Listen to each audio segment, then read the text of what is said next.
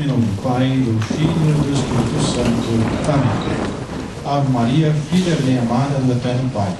Ave Maria, cheia de graça, o Senhor é convosco. Bendita sois vós entre as mulheres, e bendito é o fruto do vosso ventre, Jesus. Santa Maria, Mãe de Deus, rogai por nós, pecadores, agora e na hora de nossa morte. Amém. Ave Maria, Mãe do Nado do Filho. Ave Maria, cheia de graça, o Senhor é convosco. Bendita sois vós entre as mulheres, e bendito é o fruto do vosso ventre, Jesus. Santa Maria, Mãe de Deus, rogai por nós, pecadores, agora e na hora de nossa morte. Amém. Ave Maria, esposa fidelíssima de Deus, o Espírito Santo. Ave Maria, cheia de graça, o Senhor é convosco. Bendita sois vós entre as mulheres, e bendito é o fruto do vosso ventre, Jesus. Santa Maria, Mãe de Deus, rogai por nós, pecadores, agora e na hora de nossa morte. Amém. Nossa Senhora do Rosário de Fátima, rogai por nós. em nome do Pai, do Filho e do Espírito Santo. Amém. Queridíssimos sacerdotes, minhas senhoras, meus senhores,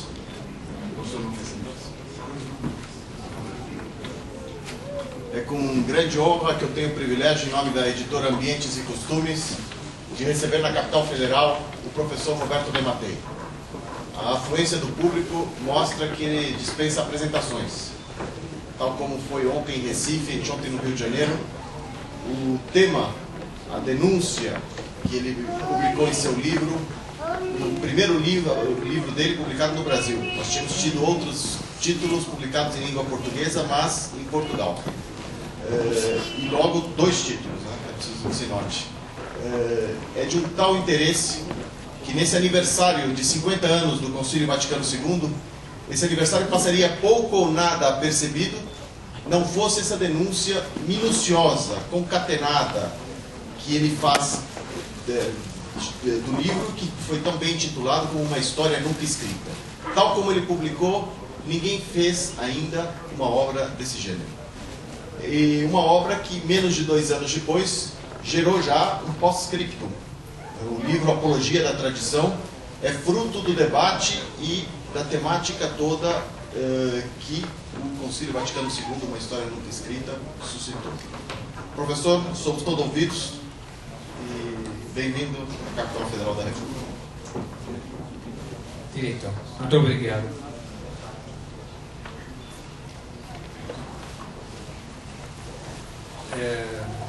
Reverendos padres, caros amigos, sinto-me muito honorado de poder falar hoje na capital federal que desbravou o interior do Brasil, profetizado um sonho de São João Bosco, diante de um auditório tão seleto a respeito de um tema com tamanha importância. O tema é o Concílio Vaticano II, um evento que teve lugar há já 50 anos e que pertence hoje à história, mas também à atualidade.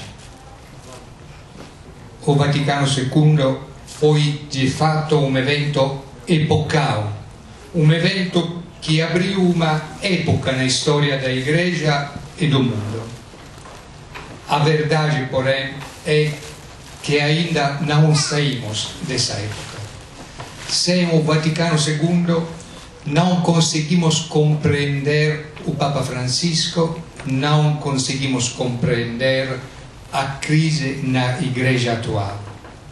Porque é verdade que essa crise existe, ela está diante dos nossos olhos e é uma crise sem precedentes na história. É uma crise que a todos nós diz respeito como homens e como cristãos. Uma crise a qual não conseguimos escapar, com cujas consequências devemos lidar e cujas causas nos compete perceber. E as causas remontam precisamente ao Concílio Vaticano II. O meu livro, O Concílio Vaticano II, Uma História Nunca Escrita, quis ser um contributo para compreender a história de ontem, mas também para podermos compreender a crise religiosa de hoje. E compreender é a condição necessária para agir.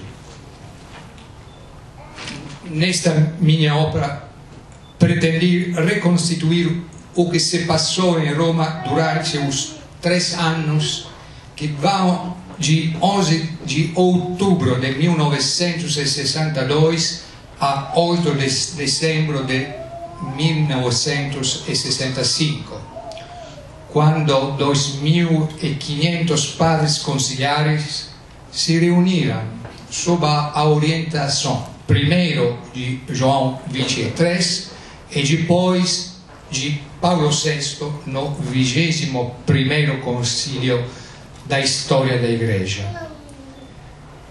Mas o Vaticano II foi um concílio diferente de todos os que o precederam. A 25 de janeiro de 59, João XXIII anunciou a convocação de um concílio pastoral e não dogmático.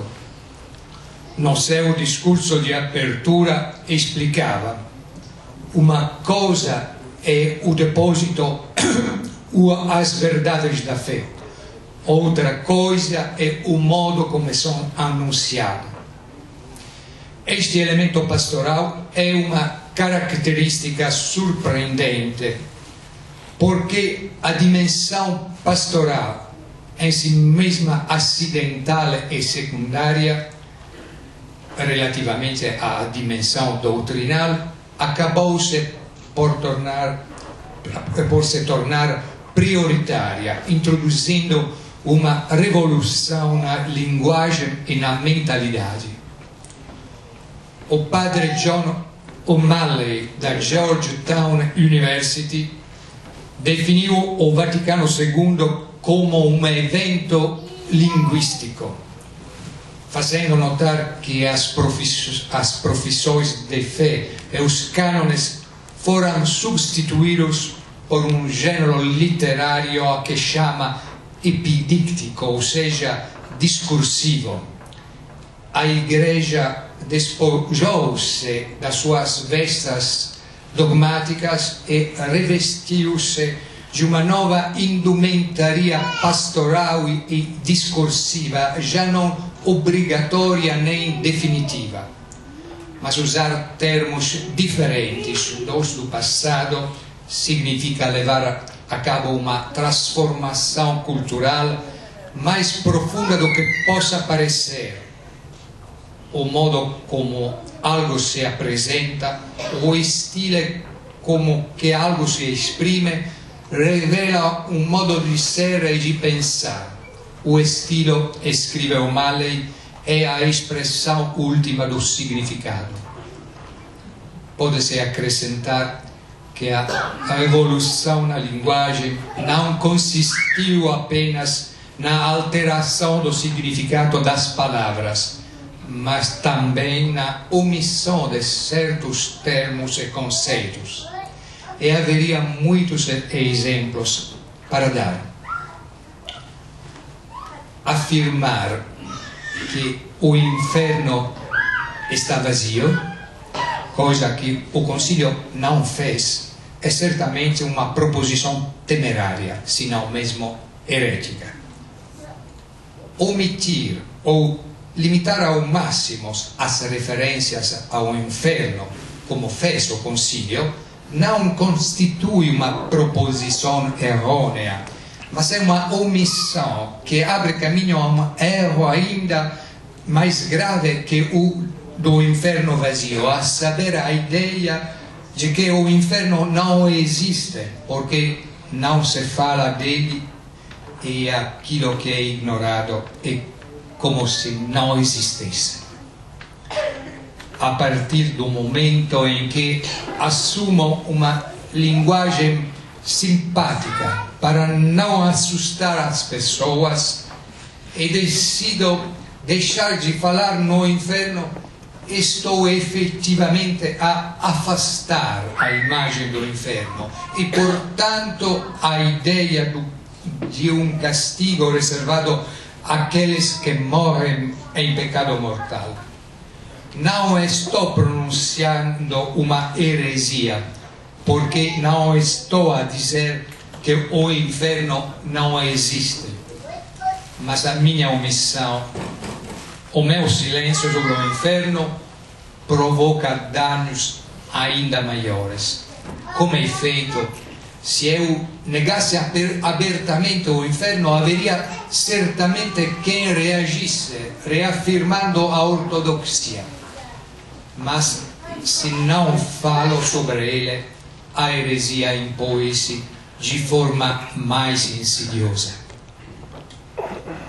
Mas há um exemplo de omissão que é, por assim dizer, macroscópico: o do comunismo. Sendo este a negação da ordem natural e social, pode ser definido como uma espécie de inferno na Terra, como um castigo para as nações. E os historiadores estão de acordo sobre este ponto. Não houve em toda a história um século mais dramático e cruento do que a centúria de 900, o século dos totalitarismos, das guerras mundiais, das revoluções planetárias, dos genocídios e das perseguições religiosas. E, entre todas, a mais difusa e sistemática foi a perseguição movida contra o cristianismo pelo comunismo. Assim, no século XX, o comunismo é a ideia criminosa por excelência. E há uma pergunta que ainda hoje não tem resposta. Por que foi que a solene Assembleia dos Padres Conciliares, reunidos em Roma para tratar das relações entre a Igreja e o mundo moderno, ignorou o fenômeno mais colossal e evidente da sua era, o imperialismo comunista? Além do mais, por essa mesma altura, com a construção do Muro de Berlim, ele acabava de abrir uma profunda ferida no coração da Europa e estendia a sua ombra ameaçadora sobre os 5 continentes. A Assembleia Conciliar teria sido o lugar por excelência para fazer ao comunismo um processo análogo ao que foi o de Nuremberg para o nacionalsocialismo. Não seria um processo de caráter penal, nem um processo ex post dos vencedores sobre os vencidos, como aconteceu em Nuremberg, mas um processo cultural e moral ex antes, das vítimas no confronto com os perseguidores. E era já o que tinha começado a fazer os chamados dissidentes. Mas decorriam os anos 60 e surgiam 3 estrelas no horizonte. Para além do João 23, havia ainda Nikita Khrushchev e John Fitzgerald Kennedy. Pairava sobre o mundo um novo espírito de otimismo. Foi neste período que se delineou um novo clima de degelo entre realidades que o magistério católico havia definido como antitéticas. Pedia-se agora à Igreja que se abrisse docilmente e sem resistência a esta sociedade moderna. E nesta nova sociedade, o comunismo era a expressão máxima da modernidade. Por isso, muitos, mesmo entre os católicos, vinham agora arbitrar que, em vez de condenar o comunismo, era preferível dialogar com ele, acreditando que, assim fazendo, tanto ele como a Igreja poderiam mudar para melhor. Sabemos hoje que em agosto de 1962, na cidade francesa de Metz, o cardeal Tisserand, em representação do Vaticano, selou um acordo com o novo arcebispo ortodoxo de Yaroslav, Monsenhor Nicodim, o qual, como ficou documentalmente provado após a abertura dos arquivos de Moscou, era um agente do KGB. E com base neste acordo, as autoridades eclesiásticas comprometeram-se a não falar do comunismo no concílio. Era esta a condição exigida pelo Kremlin para autorizar a participação de observadores do Patriarcado de Moscou no concílio. E no arquivo secreto do Vaticano encontrei uma nota escrita por Paulo VI que confirma a existência deste acordo. Outros documentos de especial interesse foram publicados por George Weigel no segundo volume da sua biografia de João Paulo II. Entre as amplas fontes consultadas por este autor, contam-se os arquivos do KGB, do SB polaco e da Stasi da Alemanha do Leste. Weigel encontrou aí documentos que confirmam que os governos comunistas e os serviços secretos dos países do leste tinham penetrado no Vaticano, chegando a infiltrar-se até aos mais altos níveis da hierarquia católica para promoverem os seus interesses. Durante os anos do concílio e do pós-concílio, o Colégio Húngaro de Roma transformou-se numa filial dos serviços secretos de Budapeste. Entre 65 e 87, todos os reitores deste colégio foram agentes treinados na área da desinformação e com competência para a instalação de sistema de escuta. Por sua vez, o SB polaco fez o possível por influenciar e deformar a discussão do concílio em certos aspectos da teologia católica. Foi o caso do papel de Maria na história da salvação. O diretor do 4º departamento, o coronel Stanislaw Morawski, trabalhou com uma dúzia de colaboradores, todos eles peritos em Mariologia, e a intenção era preparar um texto destinado aos bispos do concílio, no qual se criticava a concepção maximalista da Santíssima Virgem. Poucos foram os que se aperceberam desta agressão sistemática à Igreja. Um deles foi o professor Plínio Correa de Oliveira, verdadeiro animador da resistência conservadora no concílio, grande pensador e homem de ação que conseguia perceber o que estava a passar-se graças à sua teologia contra-revolucionária da história. A história é feita de minorias. E também no Concílio Vaticano II se assistiu ao enfrentamento de duas minorias, uma conservadora e uma progressista. Entre elas havia a Massa Baldeange, que era o terceiro partido. Todavia, era o núcleo daquelas duas minorias que detinha a ciência da revolução e contra-revolução. A minoria progressista era formada por um grupo de bispos da Europa Central. Por isso se dizia que o reino vinha agora a desaguar no Tibre. A figura-chave deste alinhamento foi o cardeal Sunens, que por muitos era tido como o chefe do progressismo europeu. O cardeal Sunens era o jovem cardeal de Bruxelas, que no dia seguinte à sua elevação à púrpura acorreu a Roma para sugerir a João XXIII que desse uma orientação pastoral ao concílio.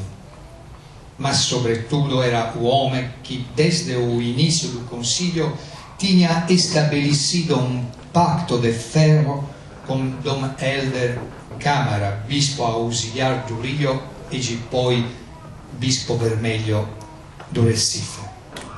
Dom Helder estabeleceu desde a primeira semana uma intensa cooperação com o cardeal Suenens, que nas suas cartas privadas era indicado com o nome cifrado de Padre Miguel.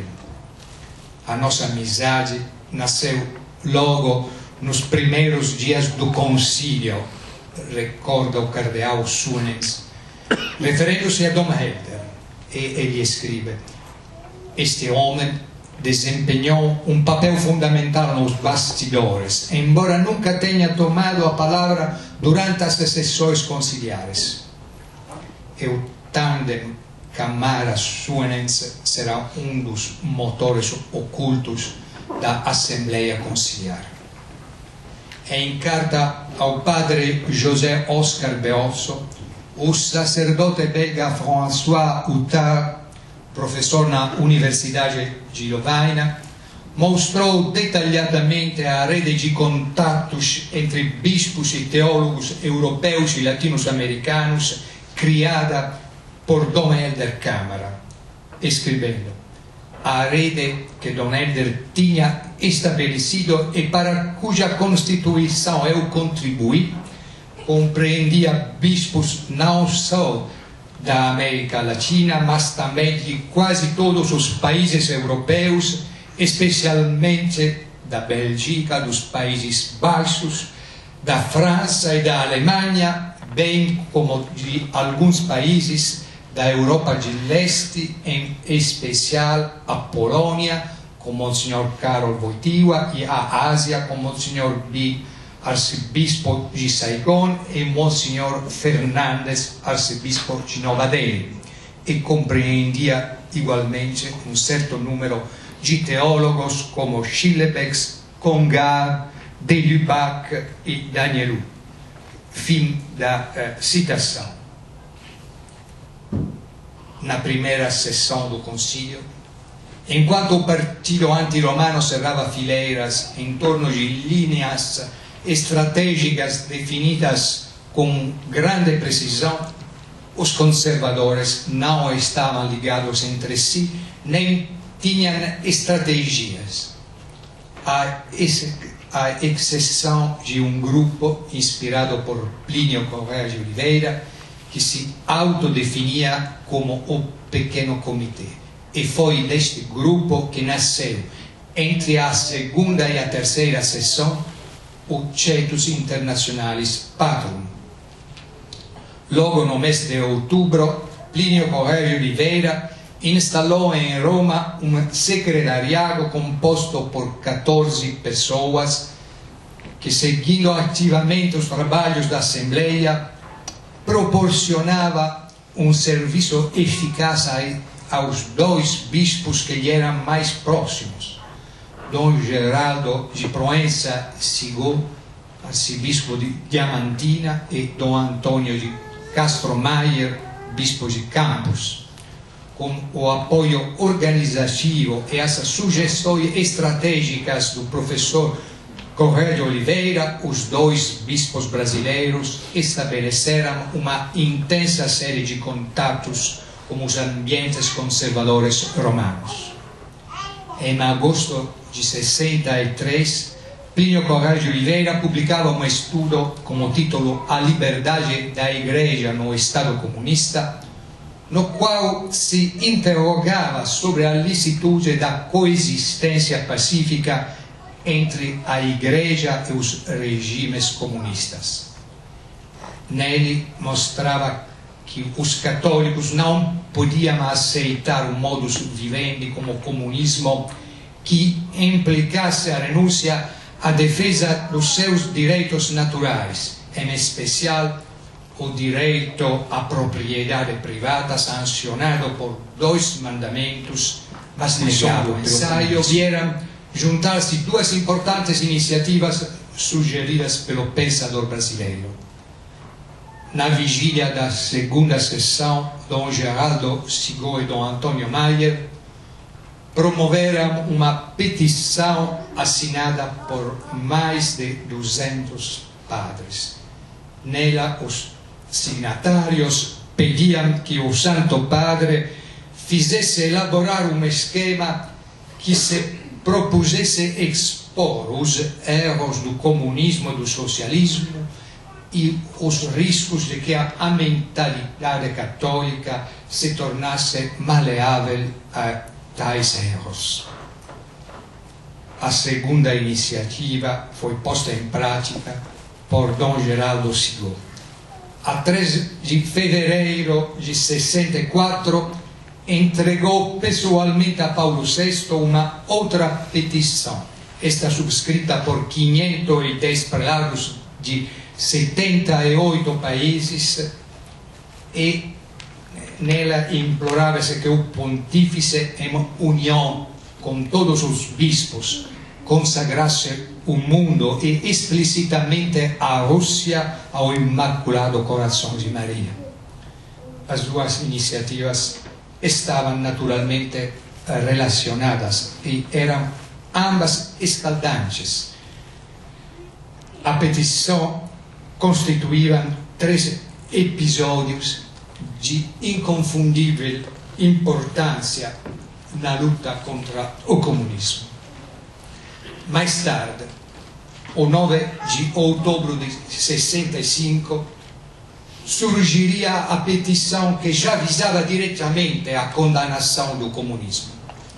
O documento foi apresentado por 454 padres conciliares, oriundos de 86 países diferentes, mas nem sequer foi transmitida às comissões que estavam trabalhando no esquema, o que provocou um enorme escândalo. O cardeal Silvio Oddi recordava-se esse episódio. O Monseigneur Glorieux, francês, fez desaparecer na sua gaveta esta petição, um fato desconcertante. Uma sessão reunida para falar dos problemas da Igreja no mundo contemporâneo e não teve a coragem para condenar o comunismo. Ele, que à época era o grande adversário da fé. Seremos julgados pela história. Estou certo disso. Fim da citação. A Constituição Gaudium et Spes, o 16º e último documento promulgado pelo Concílio, que pretendia ser uma definição completamente nova das relações entre a Igreja e o mundo, não incluiu a qualquer forma de condenação do comunismo. O silêncio sobre o comunismo veio a ser uma retumbante omissão desta histórica Assembleia. E podemos hoje perguntar-nos quem eram os verdadeiros profetas do Concílio. Aqueles que, como os artífices da Ostpolítica, afirmavam que era necessário chegar a um acordo, a um compromisso com o comunismo, porque, pensando que o comunismo iria durar 1 ou 2 séculos, achavam que ele interpretava as ânsias da justiça da humanidade e que iria ser ele a melhorar o mundo, ou antes, aqueles que, fiéis à doutrina da Igreja e sem ilusões, denunciavam a brutal opressão do comunismo, reclamando uma sua solene condenação. O que eu faço neste livro é ser a voz dos vencidos do Concílio, que é a voz da tradição e que hoje se revela como uma voz profética. Hoje em dia, toda a gente se apercebe do alcance revolucionário do maio de 68, que foi uma revolução cultural mais profunda e incisiva que uma revolução política. Contudo, antes de 68, houve 62, ou melhor, o triênio 62-65, os anos do Concílio. E o fato é que o Vaticano II foi também uma revolução na cultura, na mentalidade e na linguagem, uma revolução que modificou profundamente a história dos anos seguintes, como se comprovou depois, no próprio maio de 68. Quero sublinhar que quando falo de revolução, não me refiro à doutrina contida nos 16 documentos conciliares. Refiro-me ao evento histórico, um evento que alterou a linguagem da Igreja no sentido mais amplo do termo. Foi esta a revolução pastoral do Vaticano II. Não foi uma revolução no conteúdo, mas na forma pela qual este conteúdo foi expresso. E dizer isto não significa negar aos documentos o valor que eles têm. Significa que, de fato, no plano histórico, os documentos não são tudo. Ninguém conhece as constituições da Revolução Francesa. E, no entanto, houve nada menos que 4 após a Declaração dos Direitos do Homem. Ninguém sabe o que nelas está escrito, mas toda a gente sabe o que foi a guilhotina. A guilhotina tem um significado superior ao das constituições revolucionárias e explica muito melhor do que elas o que foi a Revolução Francesa. E hoje ainda não saímos da Revolução Francesa. Diria ainda mais, me parece que a essência do Vaticano II está precisamente na tentativa de conciliar a Igreja como mundo moderno nascido da Revolução Francesa. Um mundo que a Igreja sempre havia combatido e que hoje deixou de combater. A herança mais pesada que o Concílio nos deixou é precisamente, na minha opinião, a perda do espírito militante da Igreja. A minoria progressista conseguiu não tanto uma alteração da doutrina da Igreja, quanto uma substituição da imagem hierárquica da esposa de Cristo pela imagem de uma Assembleia democrática, dialogante e inserida, melhor absorvida pela história. Na realidade, a Igreja que sofre no purgatório e a que triunfa no paraíso é a mesma que combate em nome de Cristo na terra. Por isto, esta é chamada de Igreja, mas por isso também ela é militante. E a recuperação deste espírito parece-me ser uma urgência para a Igreja de nosso tempo. A alegria da luta é uma característica do combatente católico do século XXI. Um combatente que olha para o futuro sem esquecer o passado e que nos momentos difíceis recorre ao magistério vivo da tradição que ilumina os nossos passos como iluminou os passos de Atanásio, invicto campeão da fé durante a terrível crise ariana do século IV.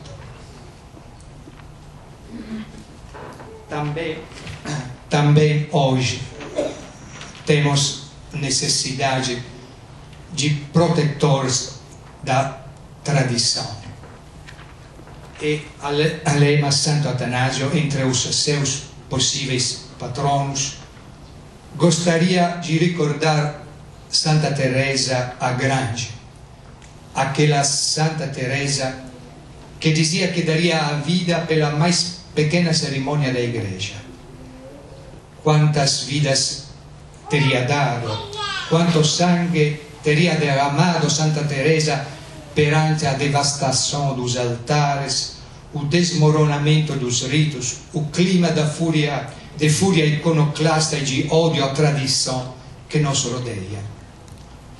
A Santa de Ávila escreveu palavras que podem nos reconfortar hoje, nesses dias difíceis da nossa vida e da nossa história. Nada te perturbe, nada te espante. Quem a Deus tem, nada lhe falta. Tudo passa, só Deus não muda. Palavras que são um manifesto da tradição. Pois bem, esta frase de Santa Teresa, só Deus não muda, significa que só aquilo que reflete a lei natural e divina vive e merece viver na história. Aquilo que é antinatural, aquilo que se afasta da ordem divina, está destinado a cair e a se corromper. Não se pode sujeitar a verdade divina e imutável aos fatos ou aos eventos, por mais avassaladores e epocais que estes sejam. E é a verdade a dever julgar os fatos e a história. A história, por seu lado, serve para nos recordar que o que aconteceu ontem pode se repetir hoje, e que ontem, como hoje e amanhã, nos tempos de crise e de dificuldades, há sempre uma regra da fé, um critério para discernir entre o que é o católico e o que não é. A fidelidade à tradição, que é a fidelidade às verdades entregues por Cristo à sua igreja, com estas palavras: o céu e a terra passarão, as minhas palavras, porém, não passarão. Muito obrigado.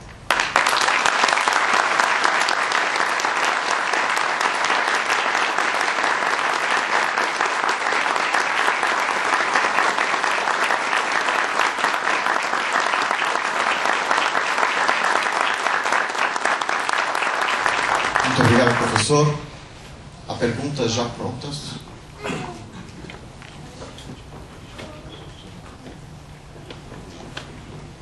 O José Antônio Ureta vai formulá-las.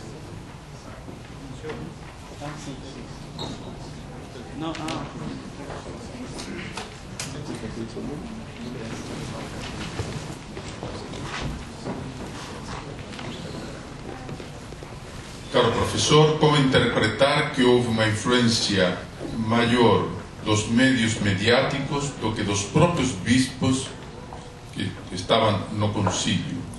A hermenêutica da continuidade não aparece em que na Igreja hoje, e com o Papa Francisco, continua no que?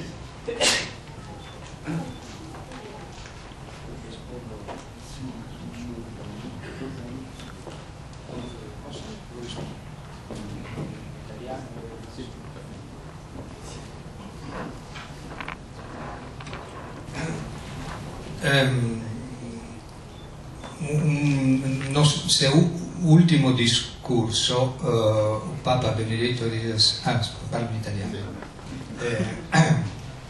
scusa, parlo italiano, è più facile, nel suo ultimo discorso fatto sul tema del concilio, 3 giorni dopo il suo atto di rinuncia, Benedetto XVI disse che ci fu una sostituzione di un concilio virtuale, cioè del concilio mediatico, al concilio reale dei padri della Chiesa, dei padri conciliari. No seu último discurso, 3 dias depois após ter renunciado antes da renúncia ao pontificado, Bento XVI disse que tinha havido che un concilio virtuale,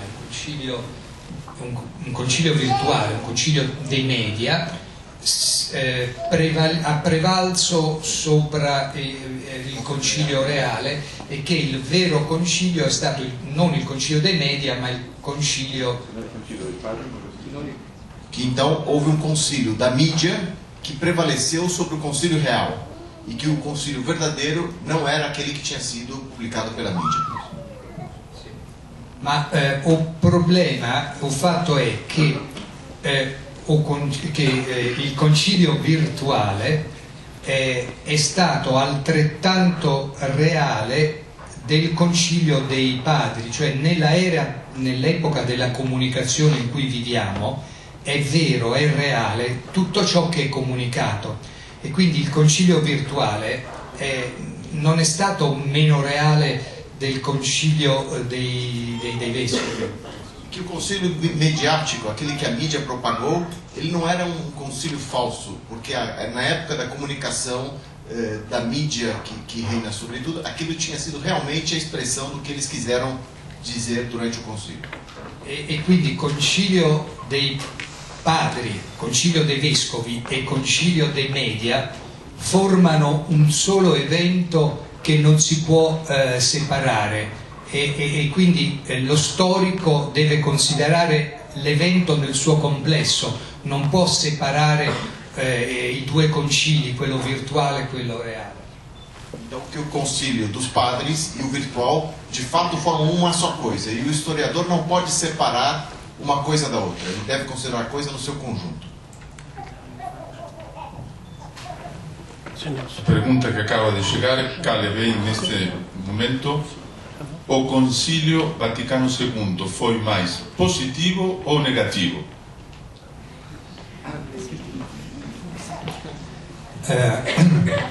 La mia valutazione non è la valutazione del teologo, è la valutazione dello storico. Dal punto di vista storico, certamente è stato un evento di discontinuità con la tradizione della Chiesa, e in questo caso è stato certamente un evento negativo perché rivoluzionario. A minha avaliação é a avaliação do historiador. Tá. É a avaliação do historiador.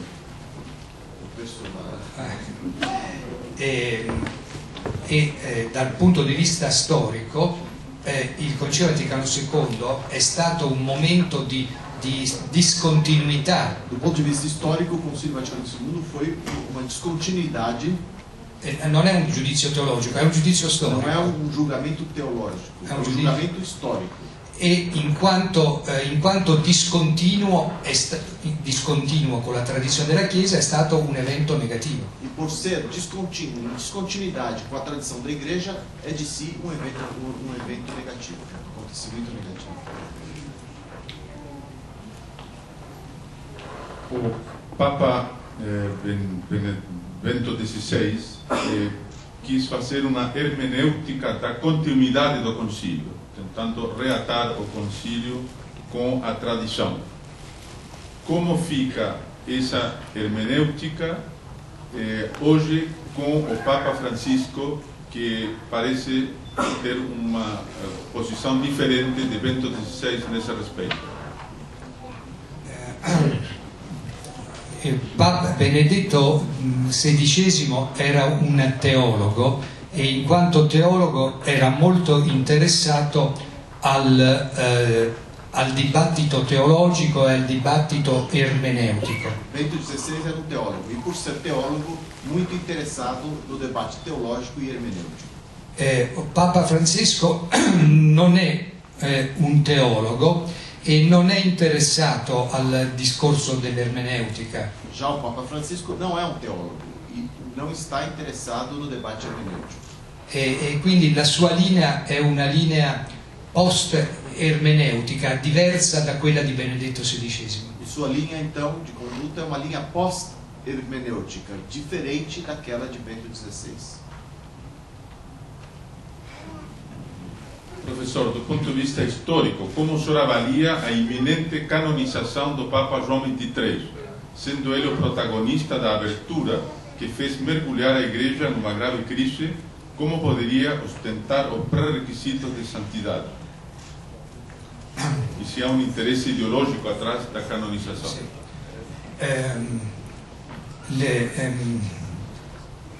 C'è i teologi, diciamo, discutono sul fatto se le canonizzazioni siano degli atti infallibili o no, diciamo, della Chiesa. C'è una discussione, un dibattito aperto su questo punto. Os teólogos discutem, há um debate aberto sobre esse assunto, se o ato da canonização é de si um ato infalível do Papa.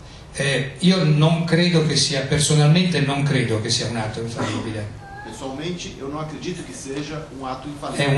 un'opinione personale. É apenas uma opinião pessoal. Ma quel che è certo è che esiste una grandissima costellazione di galassia di santi e di beati. O que é certo é que existe uma constelação enorme de santos e de beatos. E che non è obbligatorio pregarli tutti. E não é obrigatório rezar a todos. Ciascuno sceglie i suoi. Cada um escolhe os seus. Io prego, diciamo, preferisco pregare, diciamo, i cardinali per una beatificazione del cardinale Minzenti. Eu prefiro, por mim mesmo, rezar pela beatificação do cardeal Minzenti.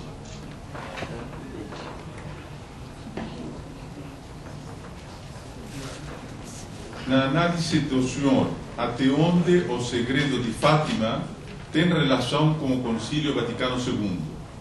E o que fazer para que o Imaculado Coração de Maria triunfe logo?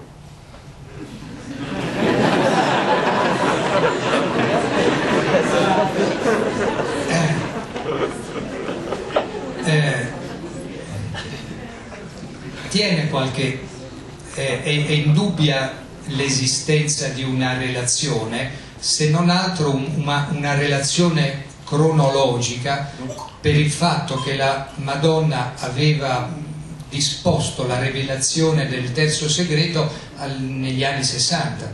Não há dúvida que há uma relação, nem que seja cronológica, pelo fato de Nossa Senhora ter feito a revelação nos anos 60. Ter pedido que fosse revelado nos anos 60. E quel che è certo è un contrasto tra il messaggio di Fatima nel suo complesso, primo, secondo, terzo segreto, che è un messaggio drammatico e tragico, anche se pieno di speranza, e dall'altra parte l'ottimismo con cui fu aperto il Concilio Vaticano II. O que é certo é que o segredo de Fátima é de si um segredo dramático e que, de outro lado, há uma grande... un contrasto tra... existe um contraste entre o que foi pregado pelo Concílio Vaticano II. Vuol dire una parola di più sull'ottimismo e il pessimismo. Mais uma palavra sobre o otimismo e o pessimismo. Il messaggio di Fatima è un messaggio drammatico, ma c'è un ottimismo soprannaturale. A mensagem de Fátima é uma mensagem dramática, mas de si tem um otimismo sobrenatural. Perché apre a una immensa fiducia nel trionfo del cuore immacolato. Que abre para uma imensa confiança ao triunfo do Imaculado Coração de Maria.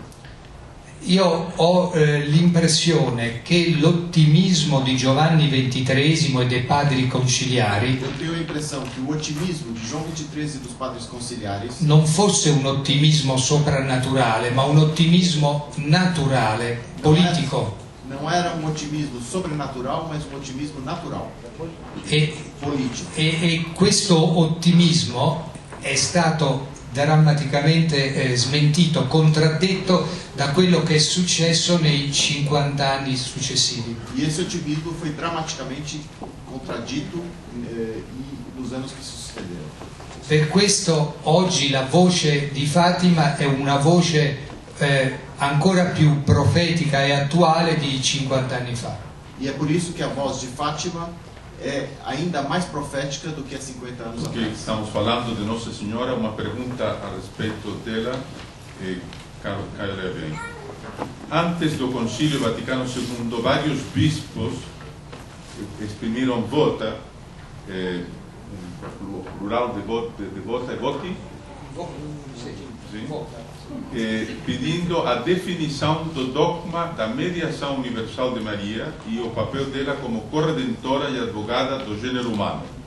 E hoje, contudo, esse apoio é imperceptível e grupos que defendem isso, como o professor Marc Miravalle e os frades franciscanos da Imaculada, são menosprezados e até perseguidos. Como interpretar isso? Nel concilio c'è stato un dibattito mariologico tra due linee, una linea massimalista che voleva la definizione del dogma di Maria mediatrice e corredentrice e una... Houve um debate sobre a Mariologia muito grande. Uma era maximalista, è favorevole alla definizione dei dogmi di mediazione e corredenzione, ma ha prevalso la linea minimalista. E havia também a linha minimalista e prevaleceu a linha minimalista com relação a Nossa Senhora. La conseguenza di questo, della prevalenza minimalista, è stata che negli ultimi 50 anni la mariologia, la scienza mariologica, è scomparsa dalle università pontificie, dai seminari. E a consequência disso é que a ciência mariológica desapareceu nos últimos 50 anos das universidades pontifícias, das escolas de teologia. Ma mentre la teologia mariana spariva, si estingueva, enquanto a teologia mariana desaparece, nascevano nuove forme di devozione mariana molto equivoche perché prive di una base teologica. Nasciam novas formas de devoção marial equívocas, porque não eram providas di basi teologiche, ma con una moltiplicazione di apparizioni, di esperienze personali. Di apparições, experiências pessoais. Prima c'era molta teologia e poche apparizioni, oggi c'è poca teologia e molte apparizioni.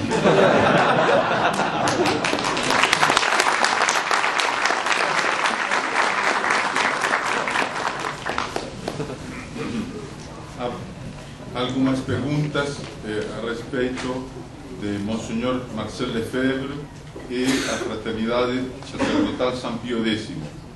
Qual foi a importância de Monsenhor Lefebvre na resistência? Se, na opinião do senhor, a excomunhão dele foi válida e como fazer para que a sociedade possa retornar à plena comunhão voluntariamente? Il ruolo di Monsignor Lefebvre è stato più importante dopo il concilio che durante il concilio. O papel de Monsignor Lefebvre foi mais importante depois do concílio que durante o concílio. Perché durante il concilio ci sono stati i due vescovi brasiliani, Monsignor Sigou e Monsignor De Castromayer, c'è stato il cardinale Ruffini, il cardinale Ottaviani, è stato molto ampio il... Porque durante o concílio houve os dois bispos brasileiros, Dom Sigou, Dom Maier e o cardeal Ruffini. Era muito amplo, muito ampla a frente conservadora. E dopo il concilio Monsieur Lefebvre ha iniziato una resistenza al progressismo che lo ha portato in una situazione di irregolarità canonica. Depois do concílio, Monsieur Lefebvre começou uma resistência ao progressismo que o levou a uma situação de irregularidade canônica. E oggi la situazione è questa, che la Fraternità San Pio X si trova in una situazione di ortodossia dottrinale ma di irregolarità canonica. A situação hoje é que a Fraternidade de São Pio X se encontra numa situação de ortodoxia doutrinária, mas irregolaridade canônica. E ci sono invece vescovi che si trovano in una situazione di regolarità canonica e di eterodossia dottrinale. E há também bispos que se encontram na situação de heterodoxia doutrinal e regularidade canônica. Non so se è chiaro.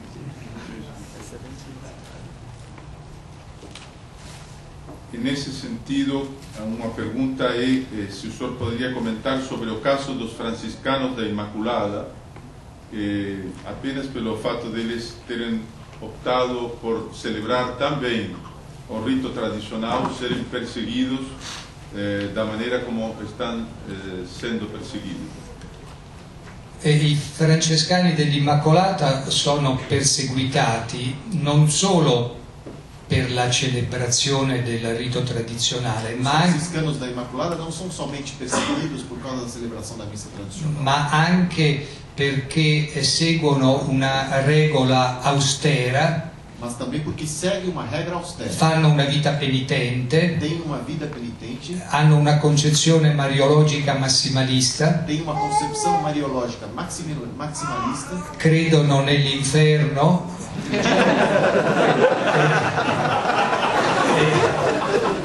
e infelicemente, diciamo, il commissario che in questo momento la persona che è intervenuto per regolarli, infelizmente nesse momento o comissário, aquele que está, o interventor que está dirigindo a congregação, fa parte di un ordine cappuccino, faz parte de uma ordem capuchinha, un tempo glorioso, de um tempo una veste glorioso, ma oggi composto da frati che non credono nell'inferno, che non praticano una vita penitente, che celebrano le messe selvagge, eccetera. e hoje não levam a Questa è una delle ragioni del commissariamento. Essa é uma das razões da intervenção. Posto que o senhor vejo não fuge às perguntas difíceis, transmito esta. Curiosamente não ouvimos nada sobre o Papa João Paulo II. Não é verdade, porque na realidade falou da participação do Cardeal Wojtyła, mas enfim, eu transmito o que está escrito. De que maneira ele contribuiu, atrapalhou para que a verdade sobre o concílio viesse à tona?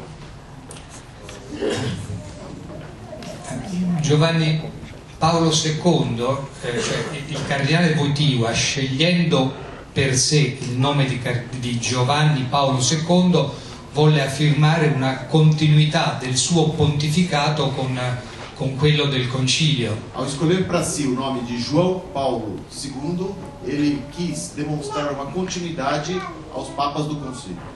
E diciamo, durante il suo pontificato i problemi del Concilio Vaticano II non si sono risolti. Durante seu pontificado não houve solução para os problemas do Vaticano II. E questo dimostra che una personalità carismatica, come certamente egli è stato, Isso mostra que ele, uma personalidade evidentemente carismática como ele era, non è sufficiente per risolvere questi problemi. não foi suficiente para resolver esses problemas. Per risolvere i problemi del Concilio Vaticano II è necessaria un dibattito dottrinale e storico profondo. Para resolver os problemas do Concílio Vaticano II é necessário um debate doutrinário e histórico profundo e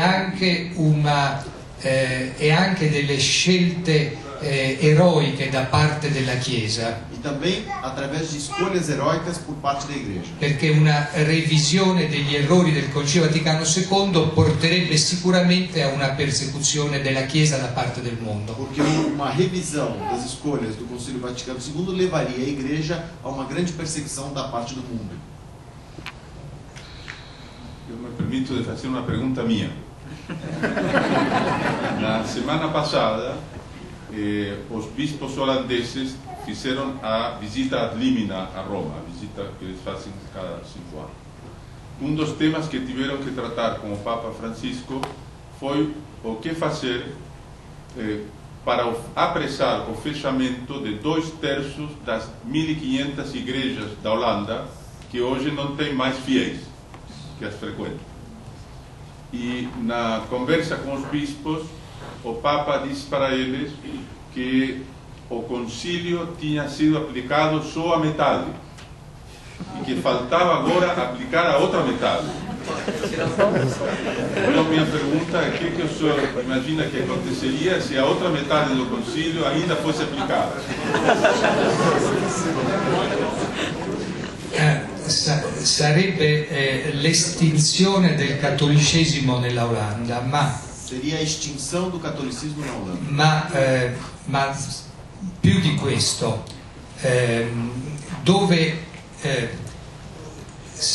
mentre qui in America Latina, dove arretra il cattolicesimo, entrano gli evangelici. Mas enquanto aqui na América Latina o catolicismo retrocede e crescem os evangélicos, E in Europa, quando retrocede il cattolicesimo, entra l'Islam. e na Europa, ao contrário, quando o catolicismo retrocede, entra o Islã. E l'Olanda è uno dei paesi più islamizzati dell'Europa. E a Holanda é um dos países mais islamizados da Europa. E l'Islam potrebbe essere uno degli strumenti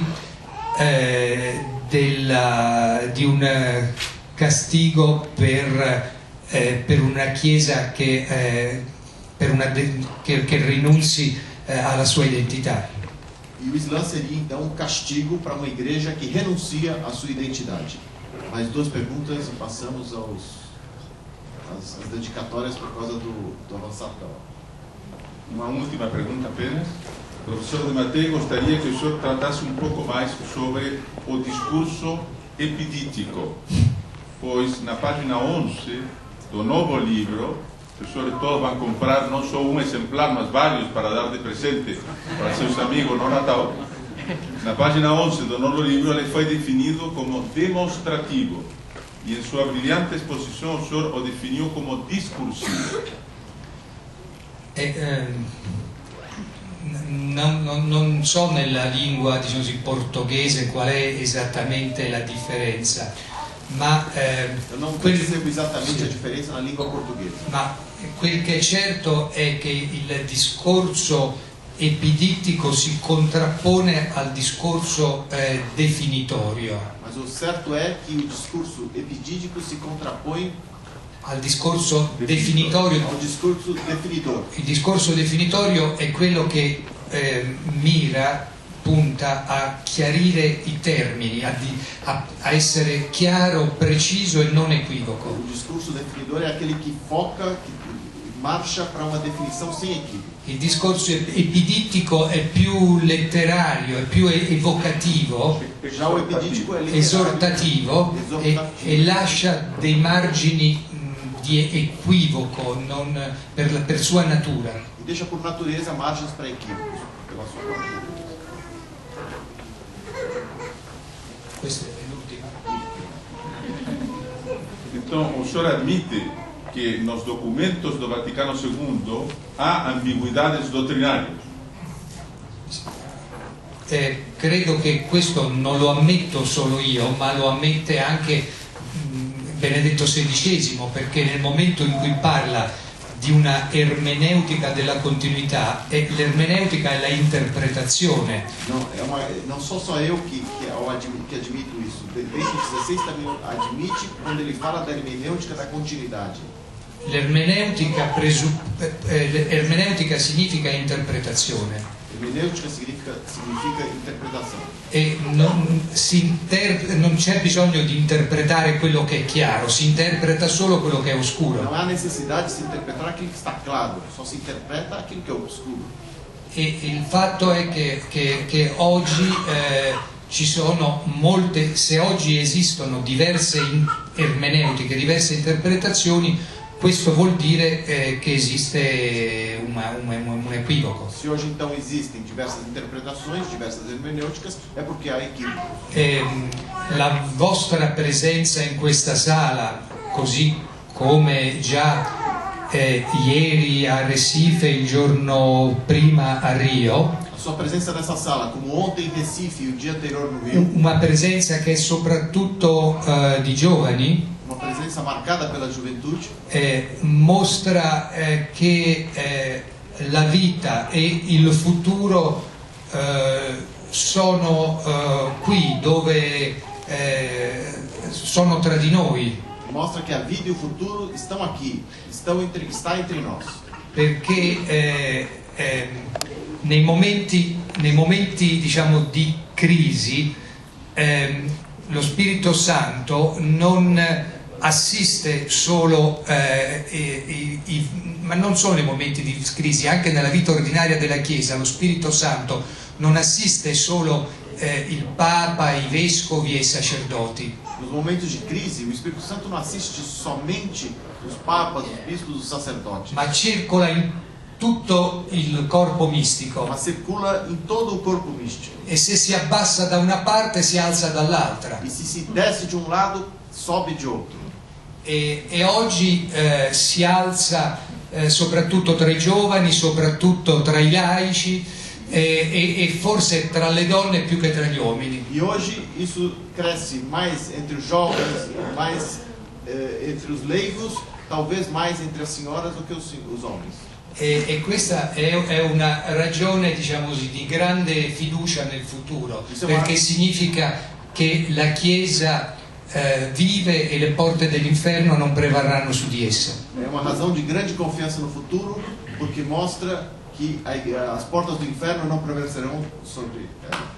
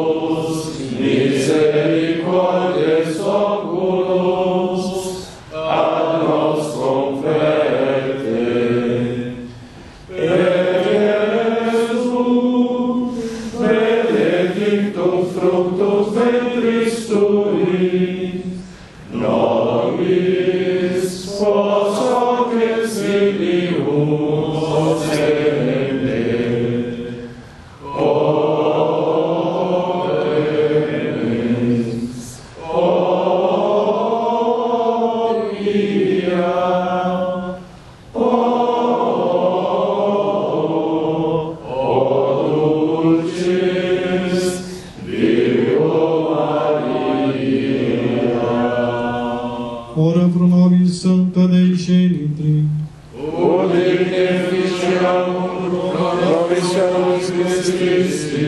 O nosso auxílio está em nome do Senhor. nosso Senhor Jesus Cristo esteja diante de ti para te guiar, atrás de ti para defender, dentro de te fortalecer, acima de ti para abençoar, te dando saúde de corpo e alma, pela intercessão de Nossa Senhora de Fátima, de São José e todos os santos, a bênção de Deus Todo-Poderoso, Pai, Filho e Espírito Santo, desça sobre vós, permaneça para sempre. Amém.